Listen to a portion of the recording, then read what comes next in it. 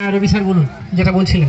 শুভদীপের কথা যখন চলে আসে তখন আমার চোখের সামনে ভাসতে থাকে কি কঠিন পরিস্থিতি কিভাবে সহজ করে নিয়েছে। একজন খেলোয়াড়ের বড় গুণ হচ্ছে কঠিন সময়টাকে চ্যালেঞ্জ জানানো এবং কতটা ঠান্ডা মাথায় ও ব্যাটিং করেছে। দেখো 3টা উইকেট 8 রানের মাথায় ফার্স্ট ওভার গন, সেখান থেকে ওভার মাত্র 6, 5 ওভার হাতে, উইকেট বাঁচাতে হবে, রান করতে হবে, লড়াই করতে হবে, এখান থেকে এগিয়ে যেতে হবে। কালকে আপনি বলছিলেন না যে যখন আপনার সঙ্গে ইন্টারভিউটা হচ্ছিল শুভদীপ বেশ কিছু অর্থবহ কথা বলেছে যে এই ইনিংসটা কোনো দামই থাকবে না যদি আমরা টুর্নামেন্টে চ্যাম্পিয়ন হতে না পারি। এবং আমার সহ খেলোয়াড়রা যারা আজকে প্রথম 3টে উইকেট তারা কিন্তু অত্যন্ত মহান দিকপাল খেলোয়াড়। ক্রীড়া ক্ষেত্র আর সংস্কৃতির ক্ষেত্র এটা যেন ঠিক থাকে।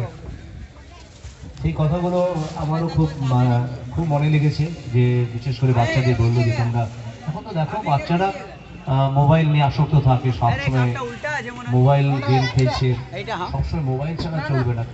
আবার বাচ্চারা দেখো খেতে গিয়ে মোবাইল দরকার, মোবাইল যদি না চলে তার খাওয়া হয় না। মোবাইল যেমন দুর্ঘটনা ঘটায়, অনেক অশান্তি দেয়, তেমনি অনেক জানারও আছে। মোবাইল সেন্টার চালায়, ও ইংলিশের টিচার, 10 জন ওরা যুব প্রতিভা একটা 100 জনের ছাত্রকে নিয়ে কোচিং সেন্টার চালায়। ওরা অনেক স্বপ্ন দেখছে, ওদের এই স্বপ্ন পূরণ হোক।